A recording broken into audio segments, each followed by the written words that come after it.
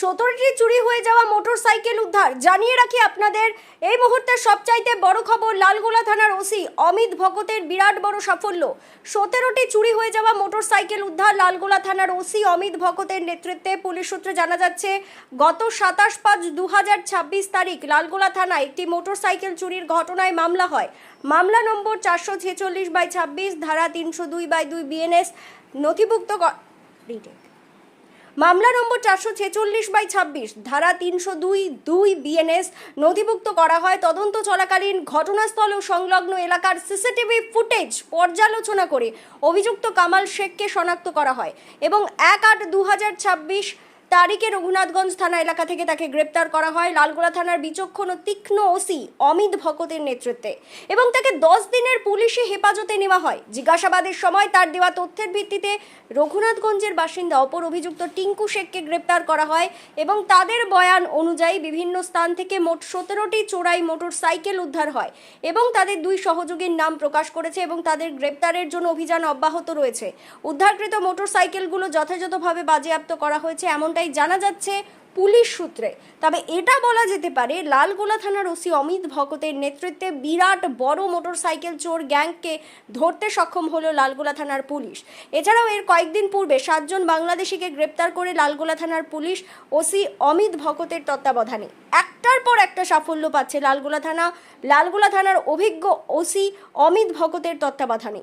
এই ভিডিওটি যারা দেখছেন, ভিডিওটি শেয়ার করবেন, চ্যানেলটি লাইক করবেন আর সাবস্ক্রাইব করবেন। আই লাভ মাই ইন্ডিয়া, মেরা ভারত মহান। লালগোলা থেকে আজিমুদ্দিন শেখের রিপোর্ট, আখেরিগঞ্জ নিউজ। এই মুহূর্তের একটি সবচাইতে গুরুত্বপূর্ণ খবরের দিকে নজর রাখবো, সেটা হচ্ছে মুর্শিদাবাদ জেলার লালগোলা থানার ওসি অমিত ভকতের নেতৃত্বে 17টি চুরি হয়ে যাওয়া মোটরসাইকেল উদ্ধার।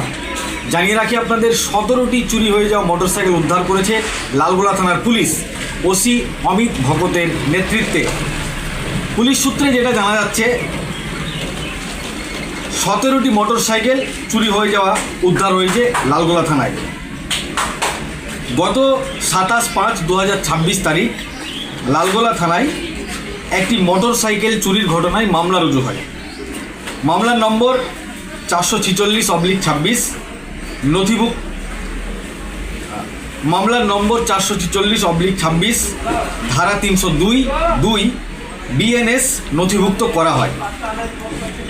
তদন্ত চলাকালীন ঘটনাস্থল ও সংলগ্ন এলাকার সিসিটিভি ফুটেজ পর্যালোচনা করা হয়। পর্যালোচনা করার পর কামাল শেখকে শনাক্ত করা হয় এবং 1/8/2026 তারিখ রঘুনাথগঞ্জ থানা এলাকা থেকে কামাল শেখকে গ্রেপ্তার করা হয় লালগোলা থানার বিচক্ষণ এবং তীক্ষ্ণ এবং অভিজ্ঞ ওসি অমিত ভকতের নেতৃত্বে এবং তাকে 10 দিনের পুলিশি হেফাজতে নেওয়া হয়। জিজ্ঞাসাবাদের পর তার দেওয়া তথ্যের ভিত্তিতে রঘুনাথগঞ্জ এলাকার অপর অভিযুক্ত বাসিন্দা টিঙ্কু শেখকে গ্রেপ্তার করে পুলিশ এবং তাদের বয়ান অনুযায়ী বিভিন্ন স্থান থেকে মোট 17টি মোটরসাইকেল উদ্ধার করা হয়েছে। তারা তাদের দুই সহযোগীর নাম প্রকাশ করেছে এবং তাদের গ্রেপ্তারের জন্য অভিযান অব্যাহত রেখেছে লালগোলা থানা। উদ্ধারকৃত মোটরসাইকেলগুলো যথাযথভাবে বাজেয়াপ্ত করা হয়েছে এমনই জানা যাচ্ছে পুলিশ সূত্রে। তবে এটা বলা যেতে পারে, লালগোলা থানার ওসি অমিত ভকতের নেতৃত্বে একটার পর একটা সাফল্য পাচ্ছে লালগোলা থানা পুলিশ। যেমন আপনাদের বলি, কয়েকদিন পূর্বে 7 জন বাংলাদেশিকে ধরা হয়েছে লালগোলায়, ভারত বাংলাদেশ সীমান্তবর্তী এলাকায় অমিত ভকতের নেতৃত্বে। তারও কিছুদিন পূর্বে হিরোইন যারা পাচার করে তাদেরকে ধরা হয়েছে। তো এইরকম একটার পর একটা সাফল্য পাচ্ছে লালগোলা থানা ওসি অমিত ভকতের নেতৃত্বে।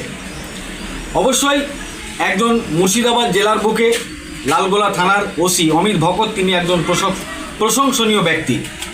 এই ভিডিওটি যারা দেখছেন, ভিডিওটি শেয়ার করবেন, চ্যানেলটি লাইক করবেন আর সাবস্ক্রাইব করবেন। আই লাভ মাই ইন্ডিয়া, মেরা ভারত মহান। আপনারা দেখছেন আখেরিগঞ্জ নিউজ।